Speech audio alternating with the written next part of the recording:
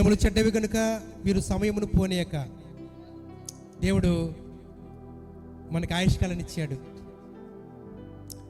ప్రతి ఒక్కరికి కొంత ఆయుష్కాలం ఇచ్చాడు. ఏమో ఇక్కడ కూర్చున్న మనకి ఎవరికి ఎంత ఆయుష్కాలం ఇచ్చాడో మనకు తెలియదు. కొంతమంది ఎక్కువ సంవత్సరాలు బ్రతకొచ్చు, కొంతమంది తక్కువ సంవత్సరాలు బ్రతకొచ్చు. నిజానికి సంవత్సరాల కంటే దినాలే ఇచ్చాడండి మనకి దేవుడు.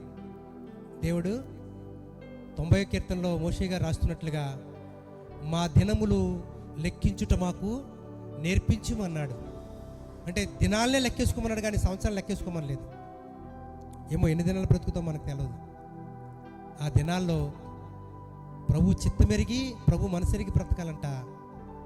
అజ్ఞానిగా కాకుండా జ్ఞానంగా, అంటే ప్రభు మనసు తెలుసుకొని ప్రభు ఇష్టపడినట్లుగా బ్రతకాలంటండి. మన నడకను సరి చేసుకునే వారంగా కూడా ఉండాలంట. ఒకవేళ మనలో చాలామంది చిన్న చిన్న పొరపాట్లే కదా, చిన్న చిన్న తప్పిదాలే కదా, చిన్న చిన్న లోపాలే కదా, ఏం పర్వాలేదు ఏంటి, దీనికి కూడా దేవుడు మమ్మల్ని చేరదీయడా, మమ్మల్ని శిక్షిస్తాడా, మమ్మల్ని క్షమించడా అని అనుకోవద్దు. చాలా చిన్న విషయాన్ని కూడా దేవుడు లెక్క అడిగేవాడిగా ఉంటాడు. దేవుడు లెక్క అడిగేవాడిగా. మత్తయి సువార్త 25వ అధ్యాయంలో ఓ మంచి మాట ఉంది, చూద్దాం. మత్తయి సువార్త 25వ అధ్యాయము అందరం తీద్దాం ప్రియులారా.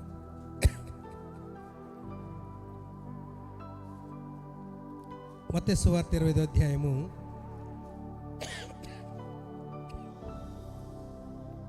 8వ వచనాన్ని చూద్దాం.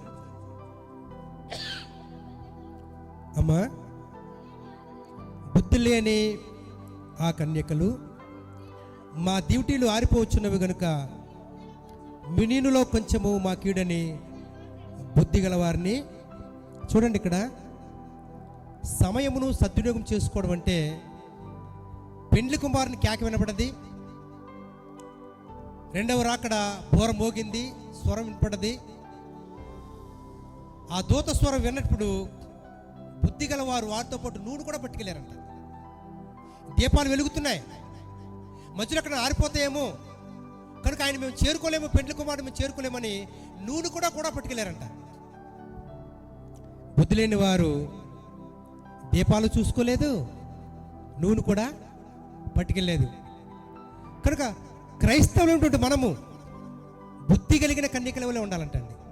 బుద్ధి కలిగిన అంటే దేవుని జ్ఞానంతో నింపబడే వారంగా, దేవుని వాక్యంతో నింపబడిన వారంగా, వాక్యాన్ని నెమరు వేసుకునే వారంగా, వాక్యపు లోతులోనికి వెళ్ళి ఇదిగో వాక్యం అని యేసుక్రీస్తు తిరిగి రాబోతున్నాడు, వాక్యము కలిగి ఉన్న నేను ఆయన చేరుకుంటానా, ఆయన చెప్పిన వాక్యము, ఆయన చెప్పిన షరతులు, ఆయన చెప్పిన ఆజ్ఞలు నాలో ఉన్నాయా లేదా, నేను చేరుకోగలనా లేదా అని సమయాన్ని సద్వినియోగం చేసుకోవాలంట. జ్ఞానం కలిగి నడుచుకోవాలంటండి. ఇద్దరు కలిసే ఉన్నారు, విశ్వాసులు. ఎవరండి వీళ్ళు? అవిశ్వాసులు, విశ్వాసులు, అవినీతివంతులు, నీతిమంతులు, మంచివారు, చెడ్డవారు కలిసి ఎదుగుతున్నారు. అంటే గురుగులు గోధుమలు ఎదుగుతున్నట్లుగా. చివరి క్షణంలో దేవుని చేరుకోలేకపోయారు. అంతే, దేవుణ్ణి చేరుకోలేకపోయారు. మొత్తం మీద వారు నూనె సంపాదించుకున్నారు, దీపాలు వెలిగించుకున్నారు, వచ్చి తలుపు కొడుతున్నారంట. లోపటి నుంచి ఒక స్వరం వస్తుందంట, మీరెవరో నాకు తెలియదు, మీరెవరో నాకు తెలియదు. అంటే వేళాకోళంగాను వెటకారంగాను సమయం ఉన్నప్పుడు మనకు నచ్చినప్పుడు ఏదో ప్రార్థనకు వచ్చి, ఏమండి మనకి విందులు వినోదాలు ఉంటే ప్రార్థన మానేసి, లేకపోతే చుట్టాల బంధువులు ఉంటే ప్రార్థన మానేసి, ఏదైనా బలహీనతలు ఉంటే ప్రార్థన మానేసి దేవునికి దూరం అయిపోయే లక్షణాలు ఎన్నో ఉన్నాయి మనకి. ఇవన్నీ బుద్ధి లేని కన్యకల్లోకి వెళ్ళిపోతాయండి. బుద్ధిగల కన్యకలాగా ఉండాలి.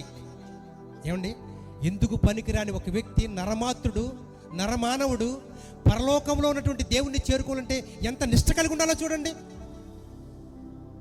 విలువైన సమయాన్ని ఎంతగా మనం ఉపయోగించుకోవాలో చూడండి.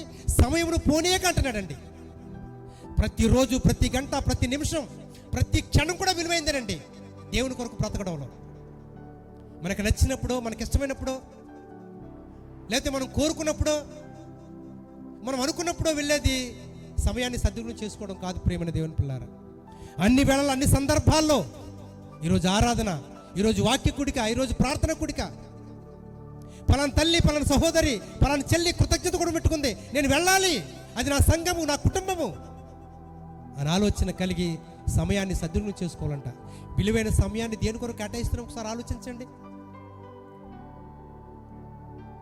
సమయం సద్వినియోగం చేసుకోవడం అంటే 24 గంటలు దేవుడితోటే ఉండమంటలేదు మిమ్మల్ని. మనకు కుటుంబం ఉంది, కుటుంబాన్ని పెంచాలి, కుటుంబాన్ని పోషించుకోవాలి, కుటుంబానికి కావాల్సిన పనిపాట్లు చేసుకోవాలి, వ్యాపారంలో ఉండాలి, ఉద్యోగం చేయాలి, అధికారంలో ఉండాలి.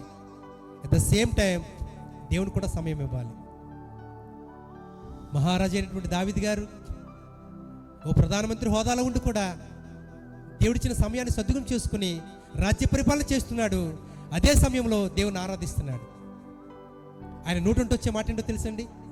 యెహోవా ధర్మశాస్త్రమునందు ఆనందించుచు దివారాత్రములు దాన్ని ధ్యానించేవాడు ధన్యుడు అంటున్నాడండి. ఒక అధికారి దేవుని ధ్యానిస్తేనే ధన్యం అంటున్నాడండి. అధికారంలో లేదు ధన్యత, అధికారంలో లేదు ఆనందం, తను కూర్చున్న సింహాసనం మీద లేదు ఆనందం. దేవుని ఆరాధించడంలో, దేవుని గురించి పాడడంలో, దేవుని సన్నిధిలో ప్రార్థన చేసుకోవడంలో, దేవుని వాక్యాన్ని ధ్యానించడంలో నిజమైన ఆనందం ఉందని చెప్తున్నాడు ఆయన. కనుక కూడి వచ్చినటువంటి మనము ఎన్నో ఉపమానాలు మనం వింటూ వచ్చాము. మత్తయి సువార్త 25వ అధ్యాయంలో బుద్ధి గలవారు ఉన్నారు, బుద్ధి లేని వారు ఉన్నారు. మనం ఏ గుంపులో ఉన్నామో ఒకసారి మనం అర్థం చేసుకోవాలి. విలువైన సమయం దేవుని కొరకే కేటాయించాలండి. పర్వాలేదులేండి ఎప్పుడు అనుకోవద్దండి. మీరు సమయం అయిపోయింది పర్వాలేదులే ఎప్పుడు అనుకోవద్దు. పోయిన సమయం మరలా తిరిగి మనం పొందలేము. ఈరోజు చెప్పబడిన దేవుని మాటలు, లేక నిన్న చెప్పబడిన దేవుని మాటలు, వాక్య కుటుంబంలో చెప్పబడిన దేవుని మాటలు మరలా దొరకాలంటే మళ్ళీ దొరకవు.